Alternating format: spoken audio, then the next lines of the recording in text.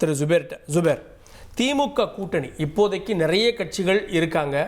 இன்னும் சொல்லணும்னா தாவேக்கா ஒருபடி மேலே போய் அறிவாலயம் பக்கம் யார் வந்தாலும் கூட்டணிக்கு சேர்த்துக்கிறாங்க, அந்த அளவுக்கு அங்கே கட்சிகள் இருக்காங்க அப்படின்னு விமர்சிக்குது.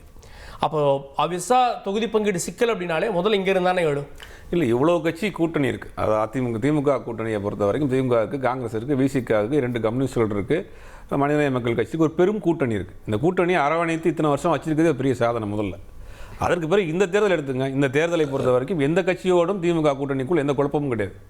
காங்கிரஸோடு சில குழப்பங்கள் இருந்தது, அது சரி செய்யப்பட்டது. அதுக்கு எங்கே சரி செய்யப்பட்டது அப்படின்னா, சரி செய்யப்பட்டுருச்சான்னு தெரியல. பட்டுருச்சு. அது என்னன்னா, திமுக ஒரு கிளியர் கட்டாக ஒரு விஷயத்தை சொல்கிறாங்க, ஆட்சி அதிகாரத்தில் பங்கு இல்லைன்னு சொன்னதுக்கு பிறகு தான் காங்கிரஸ் பேச்சுவார்த்தைக்கு உள்ள வருது. அப்போ அதை ஏற்றுக்கிட்டாங்கன்னு அர்த்தம். இப்போ சீட்டில் தான் அங்கே சிக்கல். அவங்க ஒரு நம்பர் சொல்கிறாங்க, இவங்க ஒரு நம்பர் சொல்கிறாங்க, சில தொகுதிகள் இதுதான் முன்ன பின்ன போயிட்டு இருக்கே தவிர ஆல்மோஸ்ட் அந்த கூட்டணிக்குள்ளே வந்துட்டாங்கிறது தான் உண்மையான விஷயம். ஆனால் அந்த கூட்டணிக்குள்ளேருந்து எப்படியாவது காங்கிரஸை கழட்டி கொண்டு போய் எந்த கட்சிக்கு கூட இல்லாமல் நடுரோட்டில் நிப்பாட்டணுங்கிறது தான் காங்கிரஸ்குள்ளே இருக்கக்கூடிய காங்கிரஸ் தேசிய சிந்தனை உள்ள சில வேலை செய்யக்கூடிய வேலையாக இருக்குது. அதுதான் அவங்க தான் செய்திகளை கசிய விடுறாங்க, செய்திகளை வந்து அங்கங்கே சொல்கிற விஷயங்களை பண்ணிட்டு இருக்கிறாங்க, நாளெட்டுக்கெல்லாம் பேட்டி கொடுக்குறாங்க, அந்த வேலையை பண்ணிட்டு இருக்காங்க. இதில் என்னென்னா, அகில இந்திய தலைமையாக இருக்கட்டும், தமிழ்நாடு தலைமையாக இருக்கட்டும், ரொம்ப தெளிவாக சொல்கிறாங்க, திமுக கூட்டணி இருக்கிறோம், பேசிக்கிட்டு இருக்கிறோம். அகில இந்திய காலையில் சொல்லி தான் பேசுகிறாங்கன்றதும் சொன்னாங்கல்ல. இல்லை, காலையிலிருந்து இன்னைக்கு வந்த செய்தியும் மறுப்பு செய்தியும் பார்க்கணும். காலையிலிருந்து ஊகமாக வந்த செய்திகள், அதிகாரப்பூர்வமான வந்த செய்திகள், ரெண்டையும் காங்கிரஸ் சம்பந்தமான செய்திகள். அதிகாரப்பூர்வமாக செல்ல பிறந்தக்கு நாங்கள் பேசுகிறோம்ட்டாரு. தேவைப்பட்ட ராஜ்யசபா சீட்டுக்கு ராஜ்யசபா தேர்தல் கூட அங்கே போட்டியிட போகிறோங்கிறாங்க. ஒருவேளை ராஜ்யசபா போட்டியிட போகிறோம்னா அதை காங்கிரஸ் ஒரு தொகுதி கொடுக்க போதா, திமுக ஒரு தொகுதி கொடுக்க போதா காங்கிரஸுங்கிறதும் தெரியல. அப்போ அந்த கூட்டணியை பொறுத்த வரைக்கும் சலசலப்பு ஏற்படணும், சலசலப்பு ஏற்படுத்திடணும் அப்படின்னு திட்டமிட்டே ஒரு வேலையை பண்ணிட்டு இருக்காங்க. ஏன் இத்தனை குழப்பங்கள் மற்ற கட்சிக்கு ஏன் வரல, விசிகாக்குள்ளே ஏன் வரல, கம்யூனிஸ்டுகளுக்குள்ளே ஏன் வரல, மனிதநேய மக்கள் கட்சிக்குள்ளே ஏன் வரல, ஏன் காங்கிரஸ்குள்ளே மட்டும் ஏன் வருது? காங்கிரஸ்குள் இங்கே மட்டும் கிடையாது, அகில இந்திய அளவில் காங்கிரஸுக்கு பிரச்சனை தான். போன அசாமில் இருக்க பார்த்தீங்கன்னா மாநில தலைவர் வேறு கட்சிக்கு போயிட்டார், வெஸ்ட் பெங்காலில் தனியாக நிற்கிறாங்க, பீகார் தேர்தலில் கடைசி நாள் வரைக்கும் பஞ்சாயத்து. இல்லை, காங்கிரஸால் இப்போ திமுக கூட்டணியில் இன்டெக்ட் கூட்டணின்ற பேர், சலசலப்பு கூட்டணி இப்போ வரைக்கும் செட்டில் ஆகாததுக்கு காங்கிரஸ் காரணம்னு பேர் வந்துடலையா? இல்லை, ஒன்றும் தேதியை அனௌன்ஸ் பண்ணலையே, ஒன்றும் தேதி அனௌன்ஸ் பண்ணல, ஒன்றும் மற்ற கட்சிகளுக்கான தொகுதி பேச்சுவார்த்தை நடத்தலை, பேசிட்டு இருக்காங்க, அவ்வளவுதான். ஒதுக்கலையே, ஒன்றும் முடிவு பண்ணல. தொகுதி பங்கீடு யாருக்கு ஒதுக்கல? யாருக்குமே முடியல. இவங்க அபிஷியலா தொகுதி பங்கீட்டுக்கே இப்ப நாளைக்கு தான் வர்றாங்க. ஆமா, தாவேக்காவோடலாம் பேச்சுவார்த்தை நடத்துற மாதிரி தானே செய்திகள் வருது. கிறிஸ்டோடங்களுடைய தாவேக்காவை காட்டி காங்கிரஸ் இங்க ஒரு வேலையை பண்ணுது, அதிகமான சீட் கேட்கறதுக்கான ஒரு பார்கிங் பண்ணக்கூடிய வேலையை பண்றாங்க. ஆனா அது நடக்காது.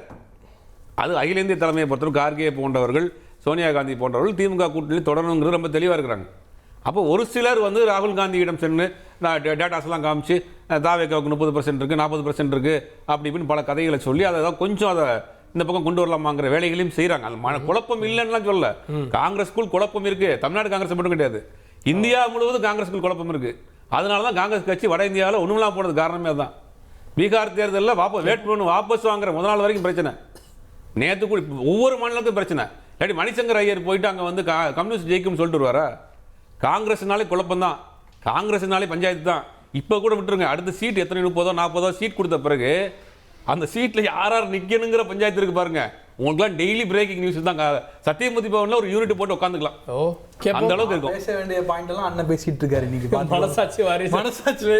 ஆனா கார்கே நீங்க ஒண்ணு பண்ணீங்க பாருங்க, ஆரம்பிக்கும் போது மக்கள் நீதி மையம் மற்றும் காங்கிரஸ் நோட் பண்ண பேசுவோம். நம்முடைய சேலம் மணிகண்டன் இணைந்திருக்க திரு சேலம் மணிகண்டன், பாத்தீங்களா காங்கிரஸ் வந்து எங்க போகும் அப்படின்ற பேச்செல்லாம் இருந்தது. இப்போது அதிகாரப்பூர்வ அழைப்பு வந்திருக்கான், போறாங்களா? அப்போ காங்கிரஸ் திமுக தொகுதி பங்கீடு ஏறக்குறைய உறுதியாக போகுது அப்படின்னு தானே பொருள்? தந்தி டிவி நேயர்களுக்கு வணக்கம். கார்கே, என்ன இப்ப நீங்க அறிமுகப்படுத்துறப்ப எப்பயும் போல என்ன வந்து அதிமுக ஆதரவாளர் அப்படின்னு சொல்லி சொன்னீங்க.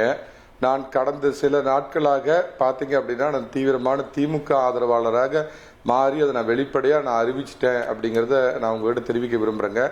அதோட ஒரு வெளிப்பாடு தான் மரியாதைக்குரிய கலைஞர் ஐயா மாதிரி கருப்பு கண்ணாடி போட்டு நான் அணிஞ்சு வர்றேன் அப்படிங்கிறதையும் தயவு செஞ்சு நீங்கள் தெரிஞ்சுக்கணும்.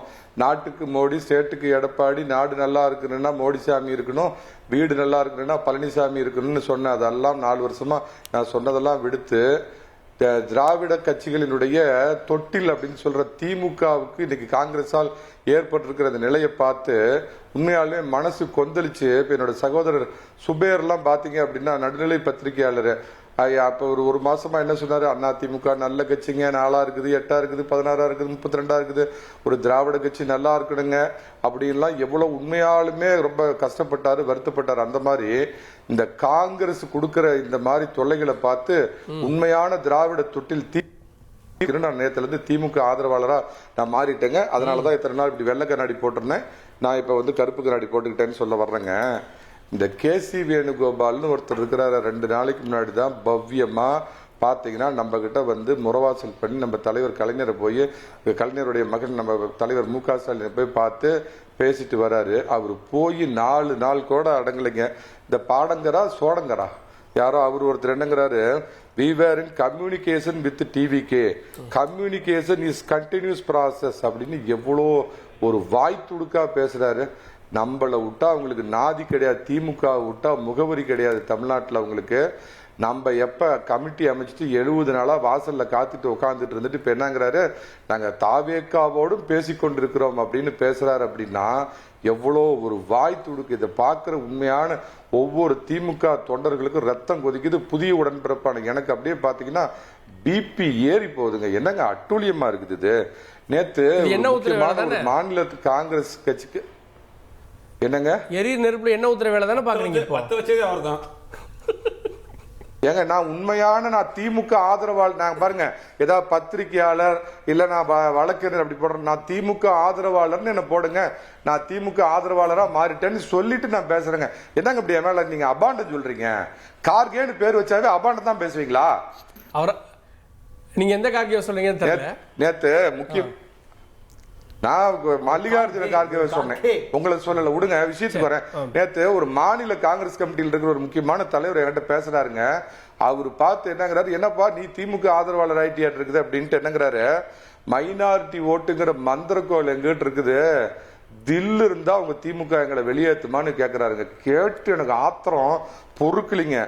தென் மாவட்டங்கள்ல நாங்க காங்கிரஸ் இல்லைன்னா நீங்க திமுக டெபாசிட் வாங்குவீங்களா அப்படின்னு எள்ளி நகையாடுறாருங்க. எனக்கு உயிரே போன மாதிரி ஆயிப்போச்சு.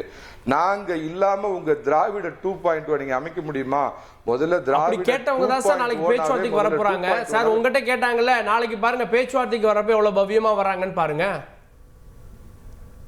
ஏன் சார் முந்தா நாள் எங்களால உயிர் பெற்று எங்களால வாழ்ந்து கொண்டிருக்கிற இந்த சோடங்கரா பாடங்கரா அவர் வந்து ஆமா நாங்க தாவேக்காவோடும் பேசுறேங்கிறார். தலைவரே, மரியாதைக்குரிய தமிழின தலைவர், எங்களுடைய ஒரே தலைவர் மு.க. ஸ்டாலின் கேட்கிறேன், இந்த முதுகெலும்பில்லாத இந்த வேஸ்ட் லக்கேஜ் காங்கிரஸ் தூக்கி வெளியேறீங்க.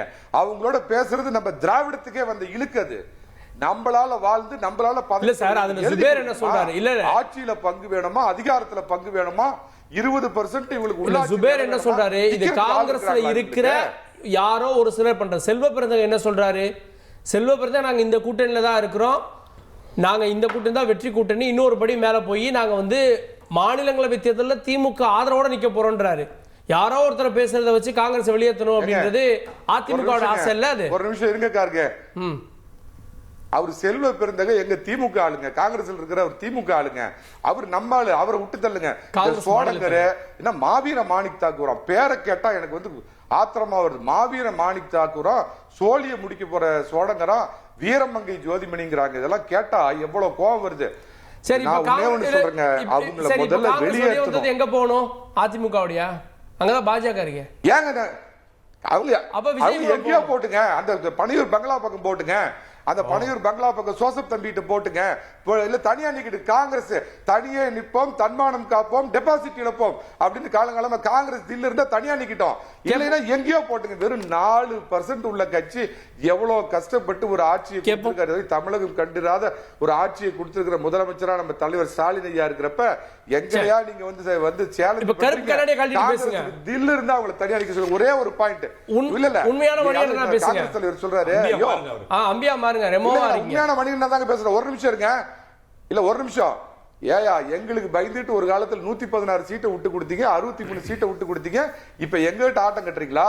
பாத்துக்கிறியா உங்க திமுக? நீங்க என்ன உங்க திமுக தலைவர் ஸ்டாலின் எடப்பாடி பழனிசாமியா, இல்ல எங்க தலைவர் ராகுல் காந்தி என்ன வந்து மோடி அமித்ஷா மாதிரி கொடுக்கறத வாங்கிட்டு போறாரோ, இல்ல எடப்பாடி பழனிசாமி நான் இவ்வளவுதான் கொடுப்பேன்னு ஒரே திட்டவட்டமா பேசுவாரு. அந்த மாதிரி உங்க ஸ்டாலினா நாங்களான்னு பாத்துக்கிறோன்னு ஏகடியில் பேசுறாங்க. வயிறு எரியுது. தயவு செய்து நாளைக்கு வெளியேற்றுகள் தலைவராக நம்ம கூட்டணி விட்டு